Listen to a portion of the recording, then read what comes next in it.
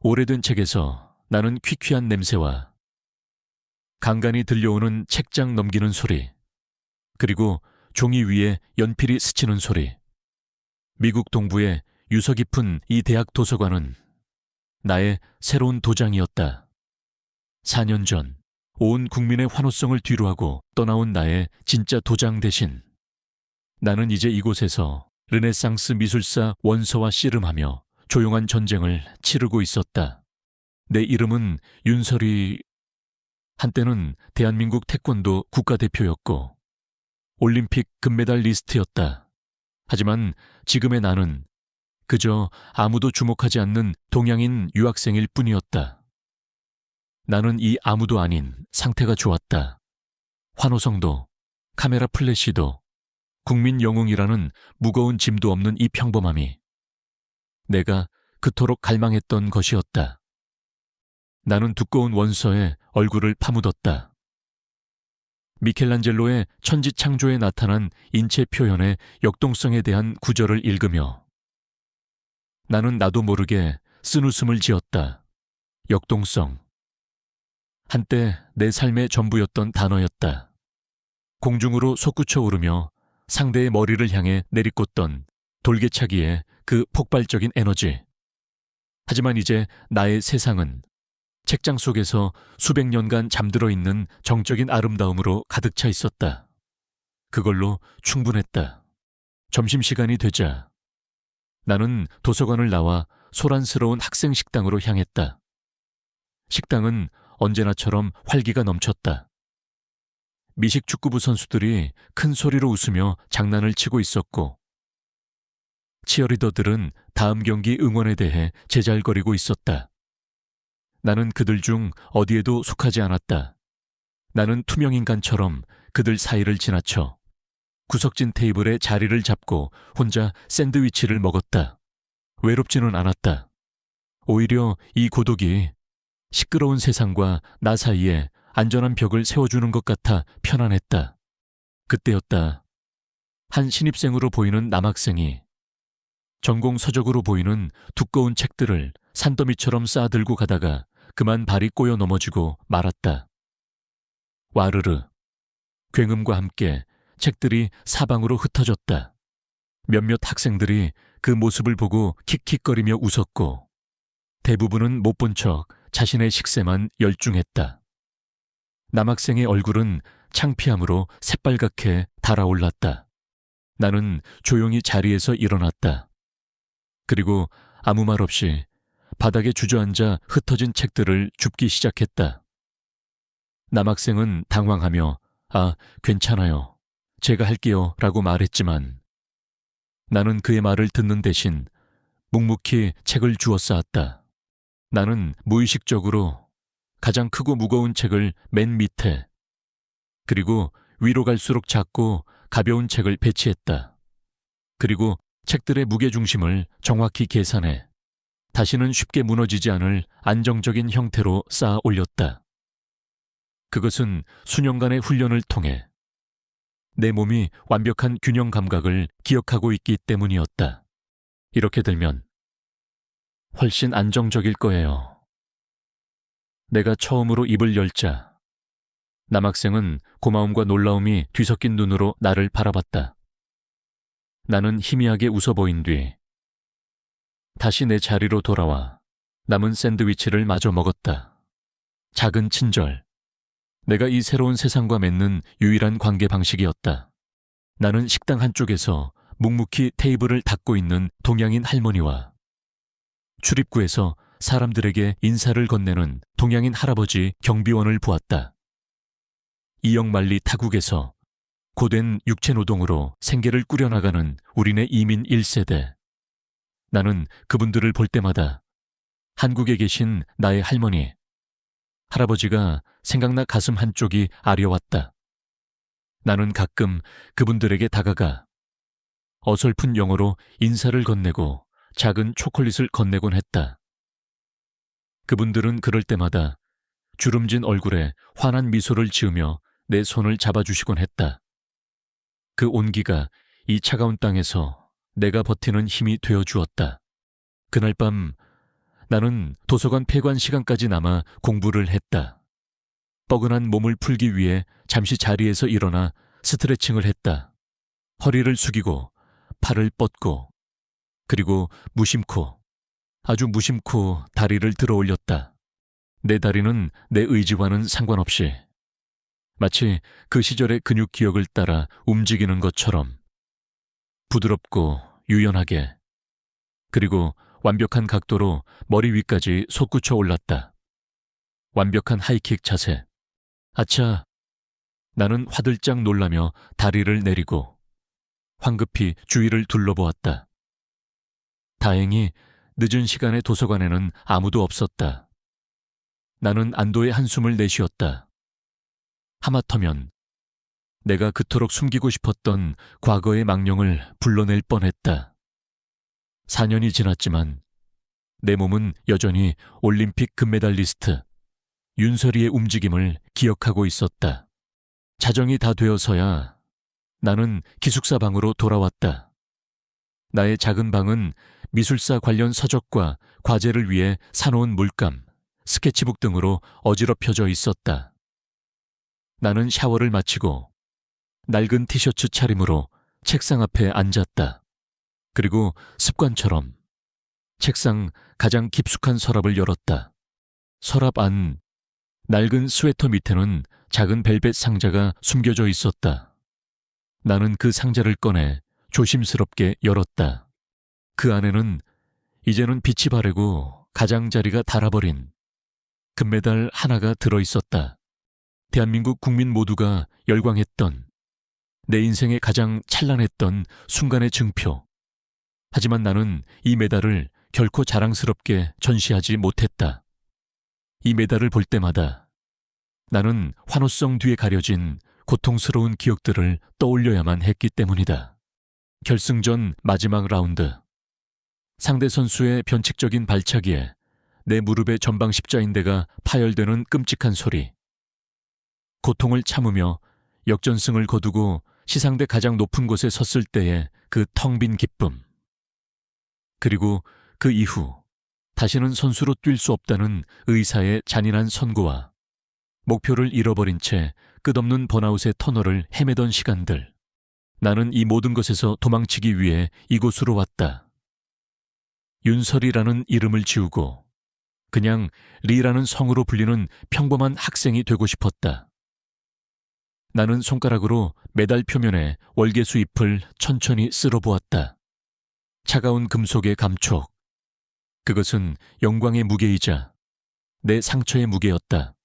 나는 조용히 상자를 닫고 다시 서랍 깊숙한 곳으로 밀어 넣었다. 과거는 과거일 뿐 나는 이제 다른 꿈을 꾸고 있었다.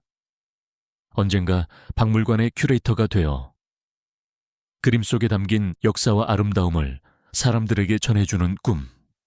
그것이 나의 새로운 인생이었다. 나는 그렇게 믿고 싶었다. 하지만 나는 그때 알지 못했다.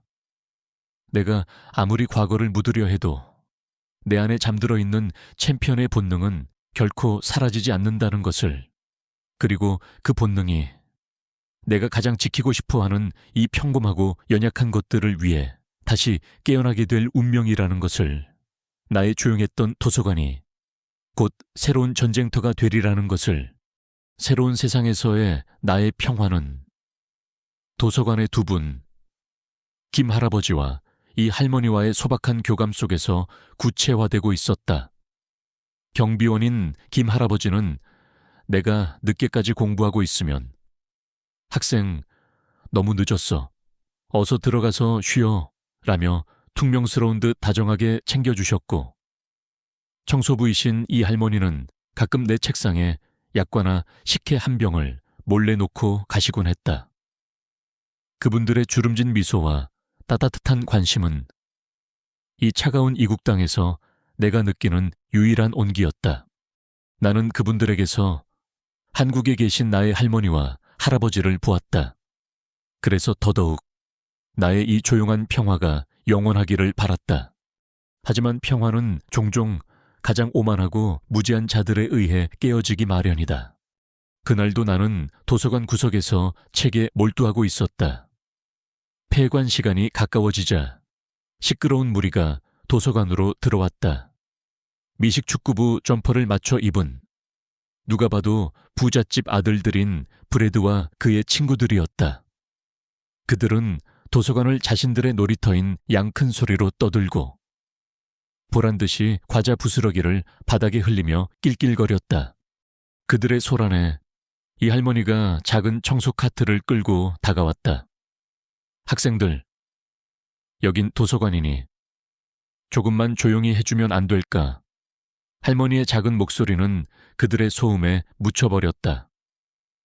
브래드는 할머니를 위아래로 훑어보더니 역겨운 미소를 지으며 일부러 들고 있던 콜라컵을 바닥에 엎질렀다.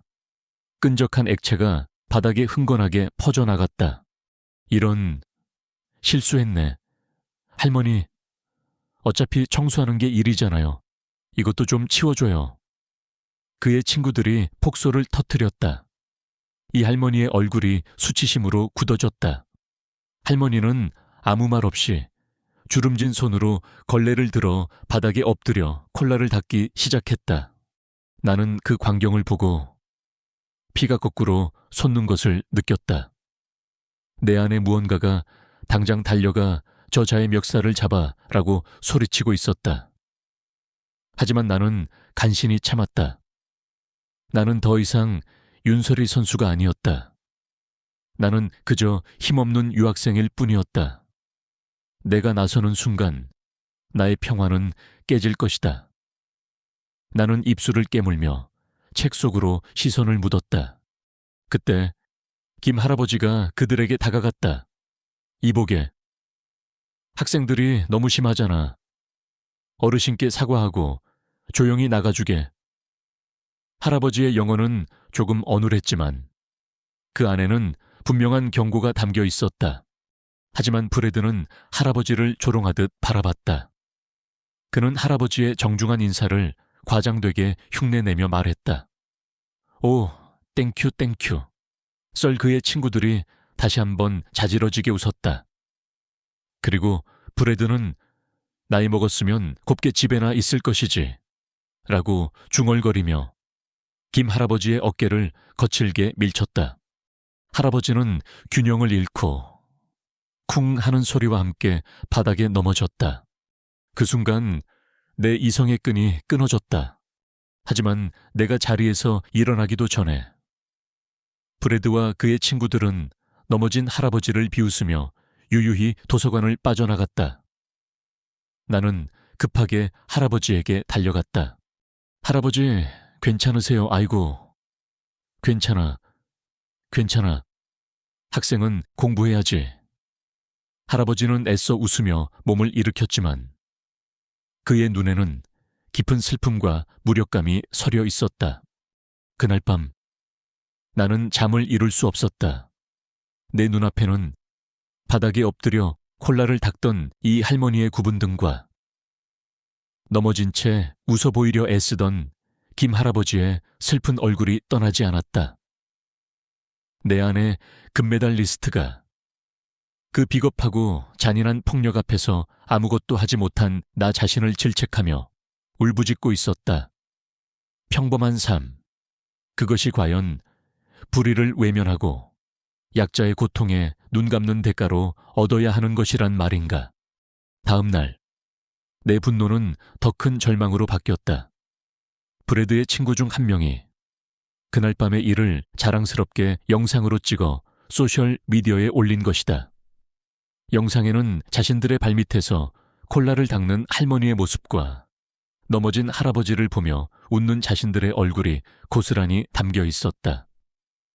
동양인 청소부 할머니 골탕 먹이기 챌린지라는 역겨운 제목과 함께 영상은 순식간에 학교 커뮤니티 전체로 퍼져나갔다. 몇몇 학생들은 분노했지만 대다수는 그저 짓궂은 장난 정도로 여기며 웃어넘겼다. 나는 더 이상 참을 수 없었다. 나는 그 영상을 증거로 학교의 학생처장인 밀러 학장에게 정식으로 문제를 제기했다. 나는 그의 사무실에 앉아 그날 밤 있었던 일을 차분하지만 단호하게 설명했다. 하지만 밀러 학장의 반응은 내 마지막 희망마저 앗아갔다. 윤설이 학생, 그는 곤란하다는 듯 안경을 고쳤으며 말했다. 나도 영상은 봤네. 학생들이 좀 심하긴 했지. 하지만 이건 그냥 철없는 학생들의 짓궂은 장난일 뿐이야. 이걸 공식적인 인종차별이나 폭력 사건으로 만드는 건 너무 과한 대응이라고 생각하지 않나. 장난이라고요. 연세 드신 분을 밀어서 넘어뜨리고 그 모습을 조롱하며 영상을 찍어 올리는 게 장난이란 말입니까? 브래드 학생의 아버지가 우리 학교의 가장 큰 기부자 중 한 명이라는 건 알고 있겠지. 그는 노골적으로 분심을 드러냈다. 이 일을 크게 만들어서 학교의 평판과 재정에 문제가 생기는 것을 원하지 않네. 그냥 조용히 넘어가 주게. 내가 브래드 학생에게 따로 주의를 주도록 하지. 문이 내 눈앞에서 쾅 하고 닫혔다. 내가 믿었던 시스템, 내가 호소했던 정의는 돈과 권력 앞에서 너무나도 무력했다. 학교는 진실이 아니라 기부자의 편에 서기로 결정한 것이다. 나는 아무 말 없이 그의 사무실을 나왔다. 복도를 걷는 내내 온몸의 피가 차갑게 식는 것을 느꼈다. 이제 알겠다. 이 세상에서는 아무도 나약한 김 할아버지와 이 할머니의 편이 되어주지 않을 것이다. 내가 나서지 않으면 그분들의 짓밟힌 존엄성은 영원히 회복될 수 없을 것이다. 선택의 여지는 없었다. 그들이 나의 평화로운 삶을 먼저 파괴했다. 그날 밤 나는 다시 도서관으로 향했다. 하지만 내 가방 안에는 미술사 책 대신 4년간 한 번도 입지 않았던 낡은 태권도 도복이 들어있었다. 나는 더 이상 숨지도 도망치지도 않을 것이다. 그들은 도서관을 자신들의 놀이터로 만들었지만 오늘 밤 나는 그곳을 다시 나의 도장으로 만들 것이다. 그리고 그들에게 예의와 존중이라는 것이 무엇인지 뼈저리게 가르쳐 줄 것이다. 그날 밤 도서관의 공기는 폭풍전야처럼 고요하고 무거웠다. 나는 일부러 폐관 시간이 지나서도 자리를 뜨지 않았다. 미술사 책을 펼쳐놓고 있었지만 내 모든 신경은 도서관 입구를 향해 있었다. 내 안에 승부사적 기질이 속삭이고 있었다. 그들은 다시 온다. 오만함은 패배를 인정하지 못하는 법이다.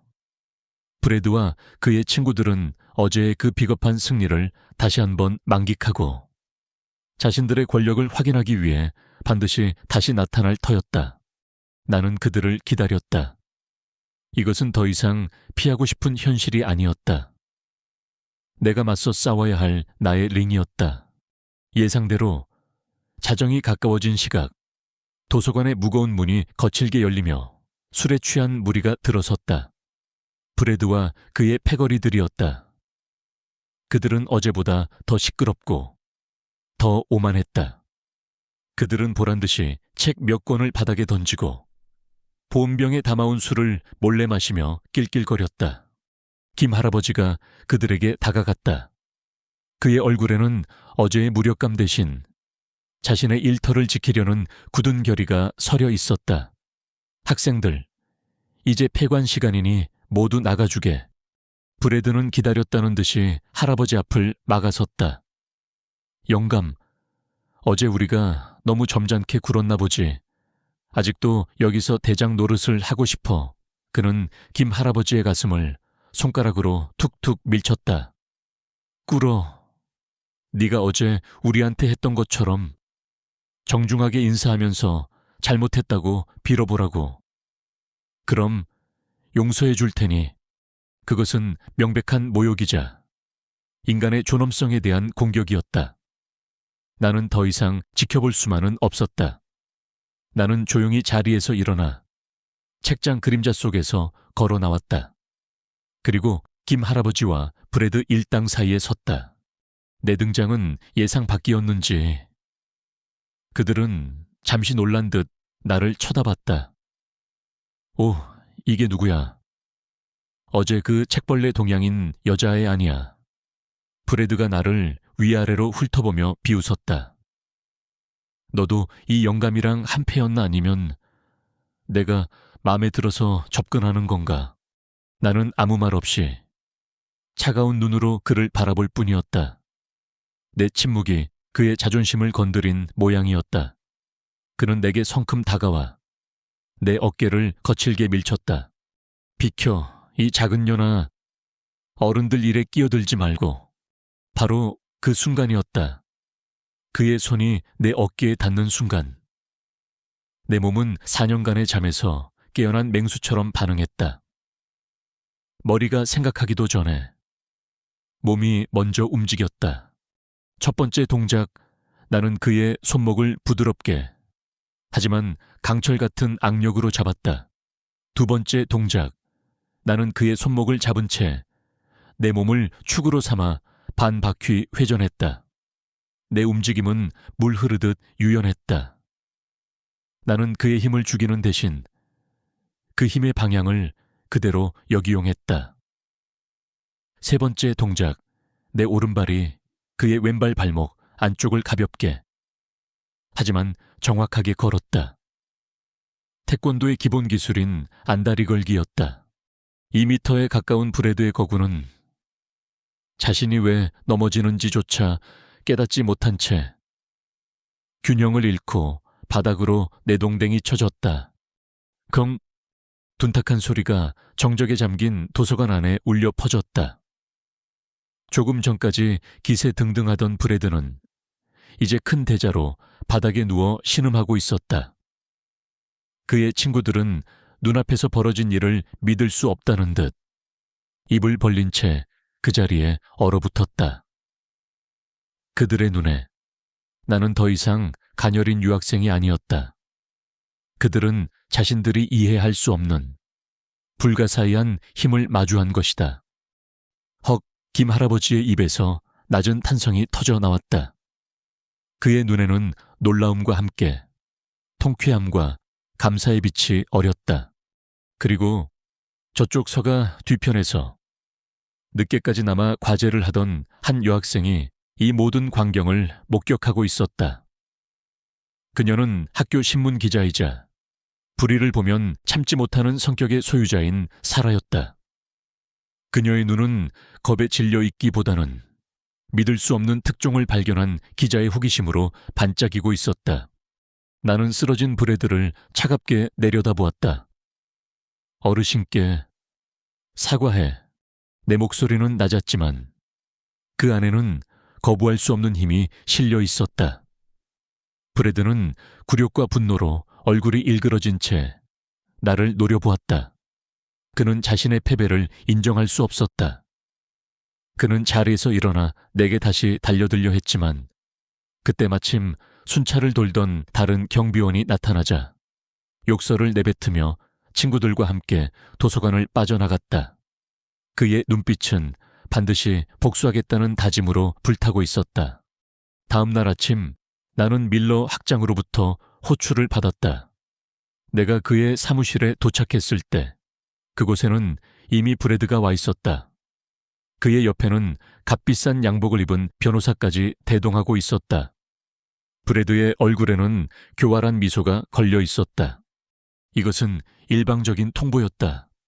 윤설이 학생, 밀러 학장은 나를 쳐다보지도 않고 말했다. 브래드 군 측에서 학생이 아무런 이유 없이 자신을 폭행했다는 공식적인 진정서를 제출했네. 심지어 학생이 먼저 성적으로 유혹하려다 거절당하자 앙심을 품고 폭력을 행사했다는 증언도 있네. 나는 기가 막혀 말이 나오지 않았다. 흑백을 이토록 완벽하게 뒤바꿀 수 있다니. 따라서 학교는 이 사안의 심각성을 고려하여 다음 주에 공식 징계위원회를 소집하기로 결정했네. 위원회 결정이 내려질 때까지 윤설이 학생은 모든 수업 참여가 정지되네. 기숙사에서 자숙하고 있도록 나는 변명할 기회조차 얻지 못했다. 그들은 이미 모든 시나리오를 짜놓은 뒤였다. 나는 피해자를 보호하려 했을 뿐인데 어느새 파렴치한 가해자가 되어 있었다. 사무실을 나오자 복도에서 브래드가 나를 기다리고 있었다. 그는 내 곁을 지나치며 나만 들을 수 있는 작은 목소리로 속삭였다. 네가 아무리 발버둥 쳐도 소용없어. 우리 아버지가 이 학교에 매년 얼마를 기부하는지 알아. 너 같은 동양인 계집애 하나 쫓아내는 건 손가락 까딱하는 것보다 쉬워. 얌전히 짐이나 싸는 게 좋을 거야. 나는 그의 눈을 똑바로 쳐다봤다. 내 눈에는 더 이상 분노나 두려움이 없었다. 대신 한때 올림픽 결승전에서 상대를 노려보던 차가운 투지가 이글거리고 있었다. 그래, 해볼 테면 해봐. 나는 나지막이 대답했다. 하지만 후회하게 될 거야. 나를 건드린 걸. 나는 그를 지나쳐 내 방으로 향했다. 문은 닫혔다. 나는 이제 완전히 고립되었다. 하지만 나는 두렵지 않았다. 오히려 내 안에 잠들어 있던 승부사의 피가 다시 끓어오르는 것을 느꼈다. 좋아, 브래드. 너는 내게 싸움을 걸어왔다. 네가 원하는 대로. 나는 기꺼이 이 링 위에 오르겠다. 너는 돈과 권력을 무기로 가졌을지 모르지만 내게는 그보다 더 강한 무기가 있다. 나는 방으로 돌아와 4년간 열지 않았던 서랍을 열었다. 그리고 그 안에 잠들어 있던 빛바랜 금메달을 꺼내 손에 쥐었다. 차가운 금속의 감촉. 그것은 내게 다시 속삭이고 있었다. 네오는 챔피언이다. 그리고 챔피언은 결코 패배하지 않는다. 나의 새로운 전쟁은 그렇게 시작되고 있었다. 징계위원회가 열리는 날 아침, 나는 옷장 앞에서 한참을 망설였다. 무엇을 입어야 할까? 선수 시절, 중요한 경기가 있는 날이면 나는 늘 각 잡힌 도복을 입었다. 그것은 나의 갑옷이자 나의 정체성이었다. 하지만 오늘 내가 가는 곳은 경기장이 아니었다. 나는 가장 평범하고 가장 눈에 띄지 않는 학생처럼 보이기 위해 흰색 셔츠에 베이지색 면바지를 골라 입었다. 오늘의 나는 싸우는 사람이 아니라 진실을 증언하는 사람이 되어야 했다. 징계위원회 회의실은 대학 본부 건물 가장 깊숙한 곳에 있었다. 그곳으로 향하는 복도를 걷는 내내 나는 수많은 시선들을 느꼈다. 호기심, 동정, 그리고 약간의 경멸이 섞인 시선들. 브래드가 퍼뜨린 거짓말은 이미 캠퍼스 전체에 독버섯처럼 퍼져 있었다. 나는 동양인 유학생을 성적으로 유혹하려다 거절당하자 남학생을 무참히 폭행한 정신 나간 여자가 되어 있었다. 회의실 문을 열자 차가운 공기가 나를 덮쳤다. 길고 육중한 원목 테이블에 밀러 학장을 포함한 5명의 위원들이 나를 기다리고 있었다. 그들의 표정은 엄숙했지만 그 눈빛에는 이미 예단과 귀찮음이 서려 있었다. 내 자리는 그들 맞은편, 덩그러니 놓인 작은 의자 하나가 전부였다. 그들의 높은 시선 아래 나는 마치 취조실에 앉은 범죄자 같았다. 방청석에는 브래드의 친구들과 학교 신문기자 자격으로 참석한 사라가 앉아 있었다. 김 할아버지와 이 할머니의 모습은 보이지 않았다. 나는 그분들을 원망하지 않았다. 그분들이 브래드의 권력 앞에서 얼마나 무력한 존재인지 나는 잘 알고 있었다. 오히려 그분들이 이 더러운 싸움에 휘말리지 않기를 바랐다. 나는 완벽하게 혼자였다. 위원장이 개회를 선언하고 브래드가 증인석에 섰다. 그는 마치 연극 배우처럼 억울하고 상처받은 표정으로 준비된 거짓말을 시작했다. 그날 밤, 저는 친구들과 도서관에서 공부를 마치고 나오던 길이었습니다. 그런데 윤설이 학생이 제게 다가와 노골적으로 저를 유혹하기 시작했습니다. 저는 정중하게 거절했습니다. 그러자 갑자기 그녀의 눈빛이 변하더니 제게 욕설을 퍼붓고 제가 돌아서려는 순간 저를 공격했습니다. 저는 너무나 당황하고 충격을 받아서 아무런 저항도 할 수 없었습니다. 그녀는 제가 생각했던 것보다 훨씬 폭력적이었습니다. 그의 용의는 완벽했다. 그는 자신을 예의 바르고 피해자를 배려하는 신사로 포장했고 나를 감정 조절 장애가 있는 위험한 여자로 만들었다. 이어서 그의 친구들이 차례로 증인석에 서서 그의 거짓말을 똑같이 반복했다. 그들의 증언은 사전에 완벽하게 짜인 각본처럼 토씨 하나 틀리지 않았다. 위원들은 나를 의심과 혐오가 뒤섞인 눈으로 쳐다보기 시작했다. 마침내 내 차례가 되었다. 나는 증인석에 서서 깊게 숨을 들이마셨다. 저는 그날 밤 브래드 학생과 그의 친구들이 도서관의 경비원이신 김 할아버지를 괴롭히는 것을 목격했습니다. 저는 그들을 막아서려 했을 뿐입니다. 브래드 학생이 먼저 저를 거칠게 밀쳤고 저는 저 자신을 보호하기 위해 본능적으로 그를 넘어뜨렸을 뿐입니다. 그것은 명백한 정당방위였습니다. 내 담담한 진술에 밀러 학장이 끼어들었다. 윤설이 학생의 주장에는 증인이 없지 않나 하지만 브래드 군의 주장에는 여러 명의 증인이 있네. 그리고 학생이 먼저 브래드 군을 유혹했다는 주장에 대해서는 어떻게 생각하나? 사실이 아닙니다. 하지만 브래드 군과 친구들의 증언은 일치하고 있네. 우리가 왜 여러 사람의 말을 믿지 않고 아무런 증거도 없는 학생의 말을 믿어야 하지? 그것은 질문이 아니었다. 이미 결론이 내려진 통보였다. 그들은 진실을 찾으려 하는 것이 아니라 나를 유죄로 만들기 위한 요식행위를 하고 있을 뿐이었다. 나는 더 이상 변명하지 않았다. 이 진흙탕 속에서 내가 더러운 말을 섞으면 섞을수록 나는 더 깊이 빠져들 뿐이라는 것을 깨달았다. 나는 입을 다물었다. 나의 침묵은 그들에게 오만한 인정으로 비쳤을 것이다. 밀러 학장은 결론을 내리려는 듯 안경을 고쳤으며 말했다. 위원회는 양측의 증언을 모두 들었습니다. 브래드 군과 증인들의 증언은 일관되고 신빙성이 있는 반면 윤설이 학생의 주장은 증거가 없고 감정적인 것으로 판단됩니다.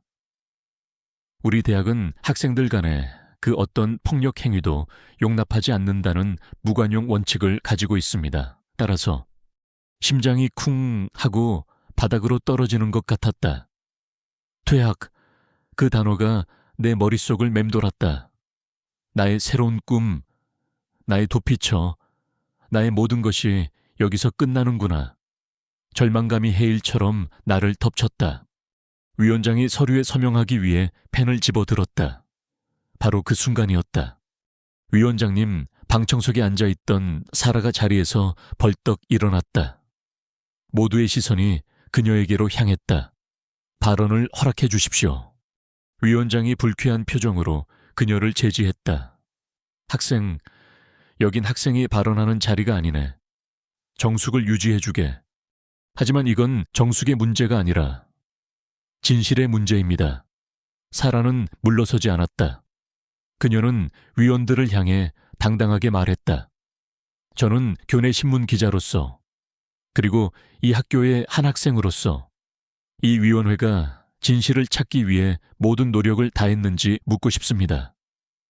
위원장님, 결정을 내리시기 전에 단 한 가지 확인을 요청드려도 되겠습니까? 저는 이 사건과 관련된 모든 증거가 공정하게 검토되었는지 확인하고 싶습니다. 밀러 학장이 짜증스럽게 물었다. 무슨 증거를 말하는 건가? 사라는 나를 한번 쳐다보고는 확신에 찬 목소리로 말했다. 첫째, 사건이 있기 전날 밤 브래드 학생과 그의 친구들이 자신들의 SNS에 올렸다가 급하게 삭제한 동영상입니다. 그 영상에는 그들이 김 할아버지와 이 할머니를 어떻게 조롱하고 괴롭혔는지가 고스란히 담겨 있습니다. 그것은 그들의 범행 동기와 상습성을 증명하는 중요한 증거입니다. 브래드의 얼굴이 하얗게 질렸다. 그는 그 영상을 삭제했다고 생각했을 것이다. 하지만 사라는 그가 삭제하기 전에 이미 그것을 저장해 두었던 것이다. 그리고 둘째, 사라의 목소리가 더 커졌다. 사건 당일에 도서관 내부 CCTV 영상 원본입니다.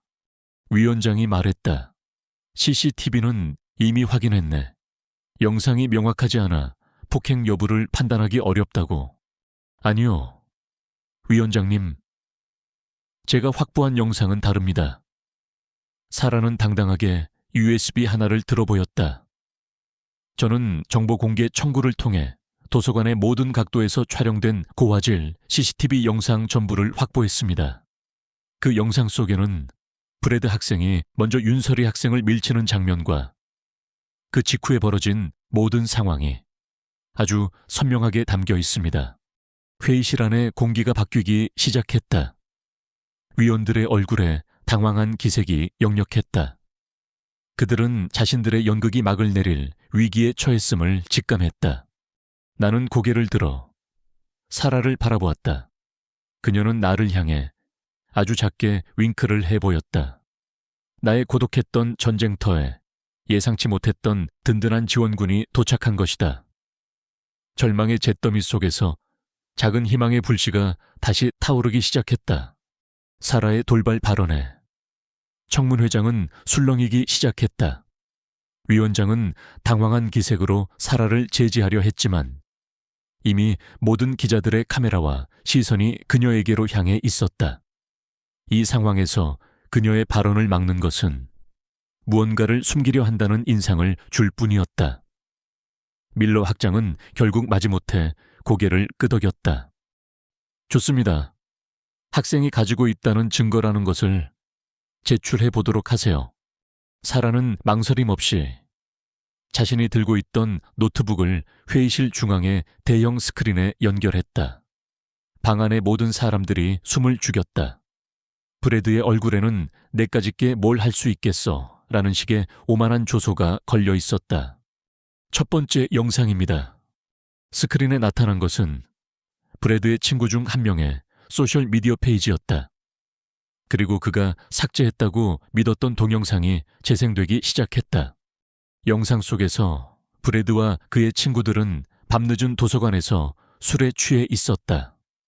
그들은 보란듯이 과자 부스러기를 바닥에 뿌리고 책을 일부러 찢어 구석에 던졌다. 그리고 이 할머니가 다가오자 그들은 할머니의 작은 키를 흉내내며 낄낄거렸다.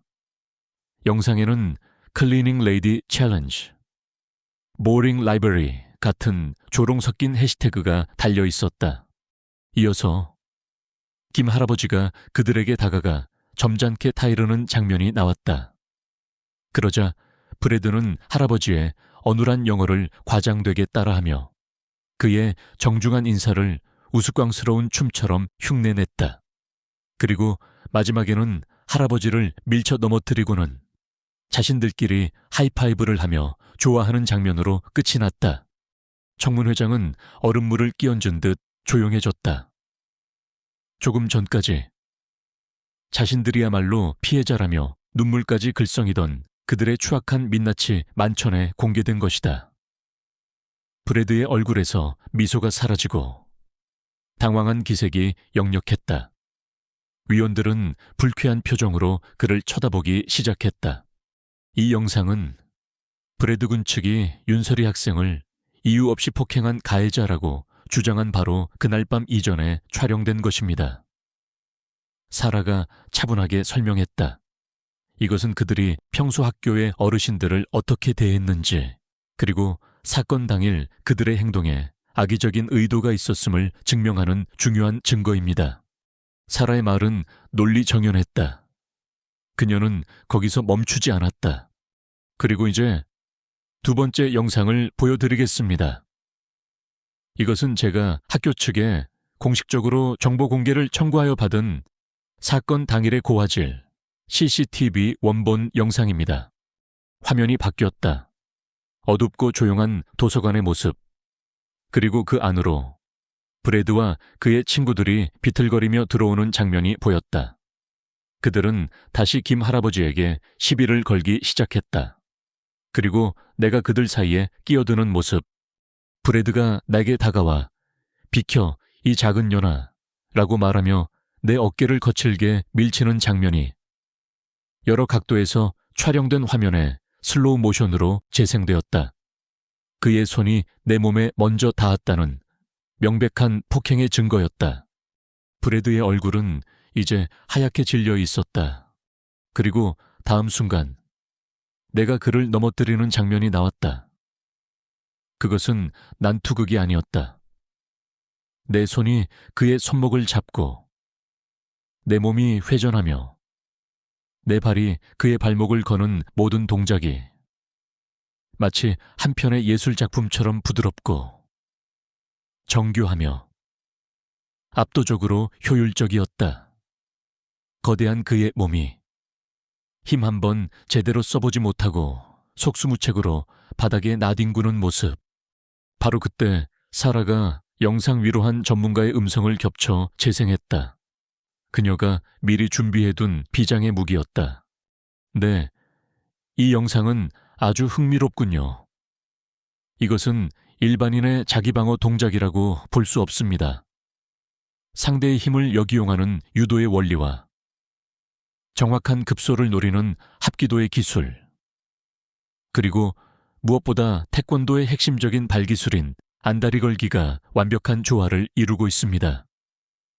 이 정도 수준의 움직임을 구사하려면 최소 10년 이상 엘리트 코스를 밟은 최상급 선수여야만 가능합니다. 이것은 폭력이 아니라 완벽하게 통제된 기술입니다. 스포츠 분석가의 권위 있는 목소리가 청문회장 안에 울려 퍼졌다.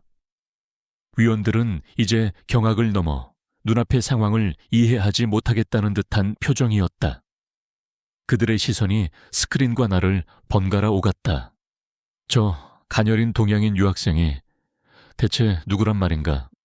모두의 궁금증에 대한 대답처럼 사라가 마지막 화면을 스크린에 띄웠다. 화면 가득 한 장의 사진이 나타났다. 올림픽 시상대의 가장 높은 곳, 목에 금메달을 건 채 가슴에 선명한 태극기를 단 한 명의 동양인 여성이 감격의 눈물을 흘리며 포효하고 있는 모습. 그 사진 속 주인공은 의심할 여지 없이 바로 나, 윤설이었다. 사라가 마이크를 잡고 이 연극의 마지막 대사를 읊었다. 그녀의 목소리는 떨리고 있었지만 그 안에는 깊은 존경심과 확신이 담겨 있었다.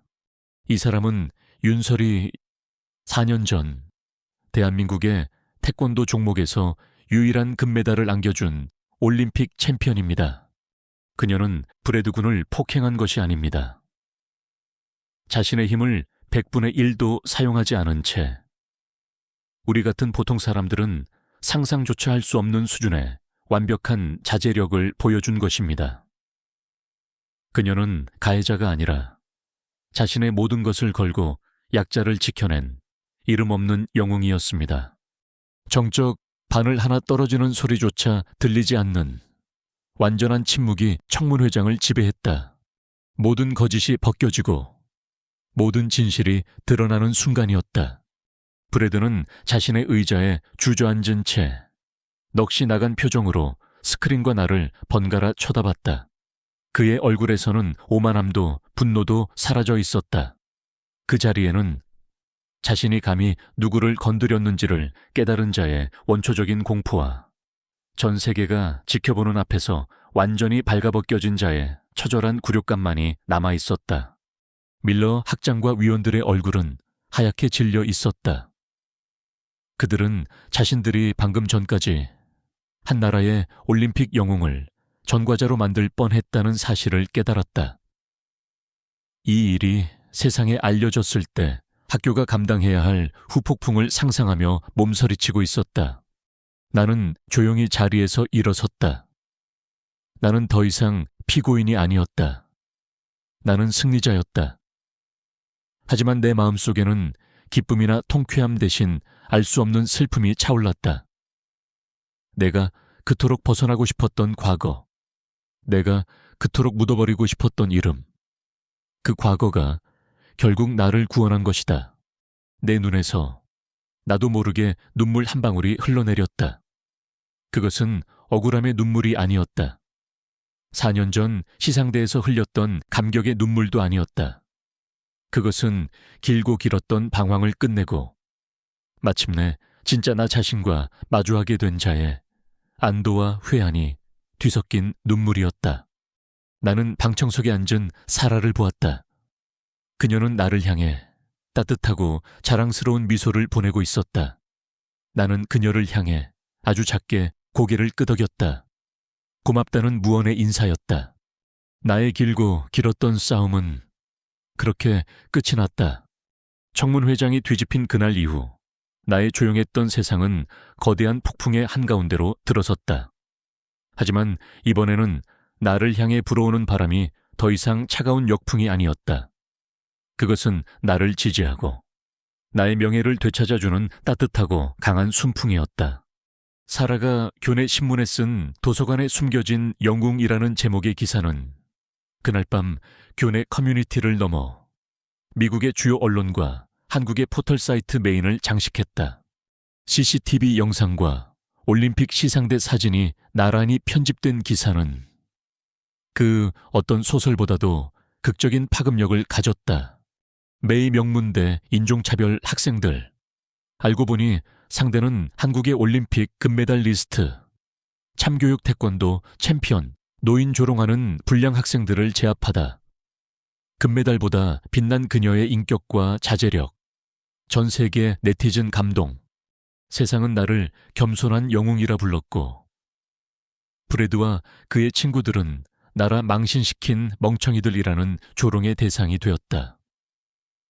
브래드의 아버지는 거액의 기부금을 약속한 재력가였지만 전 세계적인 비난 여론과 학교의 명예를 실추시킨 아들의 어리석음 앞에서는 속수무책이었다. 결국 대학 측은 신속하게 움직였다. 며칠 뒤 학교는 공식 성명을 통해 브래드와 가해에 동참했던 그의 친구들 전원을 인종차별 및 교내폭력 혐의로 퇴학 조치시켰다고 발표했다. 브래드의 아버지가 운영하는 회사는 주가가 폭락했고 그는 결국 아들의 잘못을 통감한다며 학교에 대한 모든 지원을 철회하고 공개적으로 사과해야만 했다. 그들의 오만함은 가장 비참하고 굴욕적인 방식으로 꺾였다. 그 폭풍의 며칠이 지나고 밀러 학장이 직접 나를 찾아왔다. 그는 더 이상 권위적인 학장이 아니었다. 그는 자신의 과오를 깊이 뉘우치는 한 명의 교육자로서 내 앞에 고개를 숙였다. 윤설이 학생, 아니, 윤설이 선수, 정말 미안하네. 내가 내 편견과 나태함으로 자네와 두 분 어르신께 씻을 수 없는 상처를 주었어. 나를 용서하지 말게. 나는 말없이 그의 사과를 받았다. 며칠 뒤 그는 김 할아버지와 이 할머니가 사시는 작은 아파트로 직접 찾아갔다. 그는 두 분의 주름진 손을 잡고 눈물을 글썽이며 용서를 구했다. 그는 그 자리에서 이번 사건을 계기로 다문화 존중 및 윤리교육 프로그램을 신설하여 모든 신입생이 의무적으로 이수하도록 하겠다고 약속했다. 그리고 그 프로그램의 자문위원으로 내가 참여해 줄 것을 간곡히 부탁했다.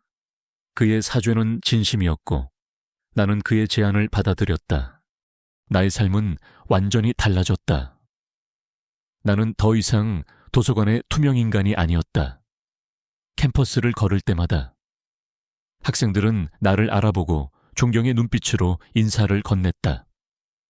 그 중에는 내가 책을 주워주었던 그 신입생도 있었다.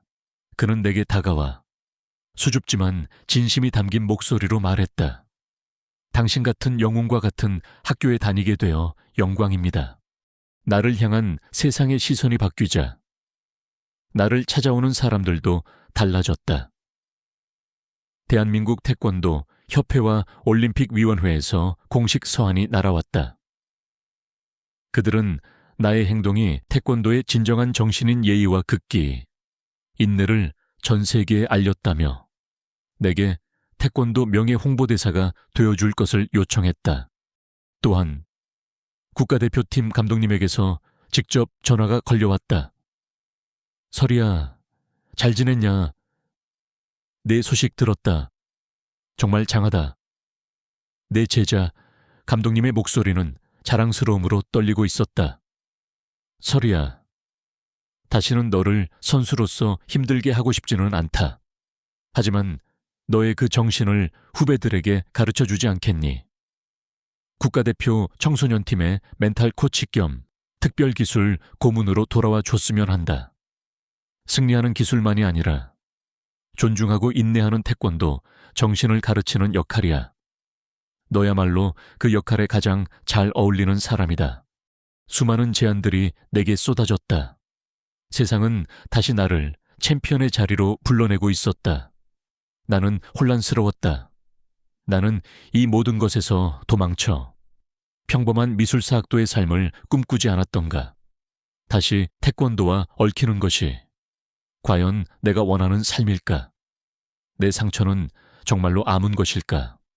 고민으로 가득 찬 어느 날 오후, 나는 김 할아버지와 이 할머니의 초대를 받아 그분들의 작은 아파트를 찾았다. 할머니는 나를 위해 손수 따뜻한 집밥을 차려주셨다. 구수한 된장찌개와 갈비찜, 갖가지 나물 반찬. 그 어떤 진수성찬보다 따뜻하고 맛있는 식사였다. 식사를 마친 뒤 이 할머니는 내 손을 꼭 잡으셨다. 그녀의 눈가에는 눈물이 맺혀 있었다. 학생, 아니, 우리 설이 정말 고마워. 정말 고마워. 할머니는 고맙다는 말만 반복했다. 나 같은 늙은이를 위해 학생의 그 귀한 인생을 걸어줘서 이 은혜를 어떻게 다 갚아야 할지 모르겠어. 김 할아버지 역시 탁자 위에 놓인 나의 금메달 사진이 실린 신문을 물끄러미 바라보며 말했다. 나도 저 신문 보고 알았어. 학생이 얼마나 대단한 사람인지. 그런 사람이 우리같이 힘없는 늙은이들을 위해 나서줬으니 나는 그분들의 주름진 손을 마주 잡았다. 그리고 내 마음속 깊은 곳에 있던 진심을 꺼내어 말했다. 아닙니다. 할아버지, 할머니, 내 목소리가 살짝 떨렸다. 제가 두 분을 지켜드린 게 아니에요. 두 분께서 저를 구해주신 겁니다. 그게 무슨 말인가. 저는 올림픽 금메달을 딴 이후로 늘 길을 잃고 방황했습니다. 제 인생의 목표가 사라졌다고 생각했고 챔피언이라는 이름이 너무나 무겁고 고통스러웠습니다. 그래서 모든 걸 버리고 이곳으로 도망쳐 왔습니다. 하지만 이곳에서 두 분을 뵙고 그 비열한 학생들이 두 분의 존엄성을 짓밟는 것을 보았을 때 저는 깨달았습니다. 나는 두 분의 눈을 똑바로 쳐다보며 말했다. 진정한 승리가 무엇인지 말입니다. 경기장에서 상대를 쓰러뜨리고 금메달을 목에 거는 것만이 승리가 아니라는 것을요. 힘없고 약한 사람의 편에 서서 그들의 짓밟힌 존엄성을 지켜주는 것, 할아버지, 할머니의 굽은 등을, 그 슬픈 눈빛을 지켜드린 것이 제 인생의 그 어떤 금메달보다 더 값지고 자랑스럽습니다. 내 고백에 두 분은 아무 말 없이 눈물만 흘리셨다. 나는 그날 그 작은 아파트에서 마침내 진정한 평온을 얻었다. 올림픽 시상대의 가장 높은 곳에서도 느끼지 못했던 깊고 따뜻한 평온이 내 마음을 가득 채우고 있었다. 나의 상처는 아물었고 나는 더 이상 도망치지 않기로 결심했다. 나는 국가대표팀 감독님에게 전화를 걸어 그의 제안을 받아들이겠다고 말했다. 이제 나는 나의 새로운 도장에서 새로운 후배들에게 내가 깨달은 진짜 태권도 정신을 가르칠 것이다. 1년 후 나는 두 개의 세상에 동시에 발을 딛고 서 있었다. 어떨 때 나는 대한민국 태권도 명예 홍보대사이자 청소년 대표팀의 멘탈 코치 윤설이 선수였다. 태릉 선수촌의 땀냄새 가득한 도장에서 나는 어린 후배들의 발차기 각도를 교정해주고 중요한 시합을 앞둔 그들의 불안한 마음을 다독여 주었다. 나는 더 이상 승패에 집착하지 않았다. 대신 태권도를 통해 자신을 존중하고 상대를 존중하며 패배 앞에서도 꺾이지 않는 마음을 갖는 법을 가르쳤다. 아이들은 나를 금메달리스트 코치님이 아니라 마음을 들어주는 누나처럼 따랐다. 그리고 또 다른 세상에서 나는 미술사 졸업 논문을 마무하는 평범한 대학원생 윤설이었다. 나는 여전히 도서관의 낡은 책 냄새를 사랑했고 캔버스 위에 물감이 마르며 만들어내는 미세한 균열 속에서 역사의 숨결을 느끼는 것을 즐겼다. 두 개의 세상은 너무나 달랐지만 나는 더 이상 그 사이에서 혼란스러워하지 않았다. 오히려 두 세계가 서로를 보완하며 나를 더 완전한 사람으로 만들어주고 있음을 느끼고 있었다. 나의 가장 큰 변화는 나눔의 기쁨을 알게 된 것이었다. 나는 내가 살던 미국 대학 근처의 한인 커뮤니티 센터와 연계하여 저소득층 아이들을 위한 무료 태권도 교실을 열었다. 나의 작은 도장은 방과 후에 갈 곳 없는 아이들의 놀이터이자 새로운 꿈을 키우는 희망의 공간이 되었다. 자, 모두 집중. 나는 삐약거리는 병아리 같은 아이들 앞에 섰다. 오늘 배울 품새는 금강이야. 금강이 무슨 뜻인지 아는 사람. 아이들이 고개를 갸웃거렸다. 나는 노트북을 가져와 스크린에 한 장의 사진을 띄웠다. 경주 석굴암의 입구를 지키고 있는 근육질의 무서운 얼굴을 한 금강역 사상이었다. 이 아저씨. 엄청 화나 보이지? 이 아저씨 이름이 금강역사야. 세상의 모든 나쁜 것들이 들어오지 못하게 아주 강한 힘으로 지키는 수호신이지. 나는 아이들 앞에 서서 직접 금강 품새의 한 동작을 시연했다. 두 주먹을 불끈 쥐고 다리를 넓게 벌려 안정적인 자세를 취하는 금강 맞기. 태권도의 금강 품새는 바로 이 금강 역사의 모습에서 따온 거야. 가장 강한 힘은 누군가를 공격하기 위해서가 아니라 소중한 것을 지키기 위해 버티고 서 있는 이런 단단한 자세에서 나온단다. 힘은 보여주기 위한 게 아니라 지키기 위한 것이라는 뜻이지. 나는 아이들에게 단순히 발차기 기술을 가르치지 않았다. 나는 태권도의 동작 하나하나에 담긴 한국의 역사와 철학, 그리고 그 안에 담긴 정신을 함께 가르쳤다. 아이들의 눈빛은 호기심으로 반짝였고 그들은 태권도를 통해 자신의 뿌리를 배우고 자부심을 키워나가고 있었다. 어느덧 내가 미국에서의 모든 학업을 마치는 날이 왔다.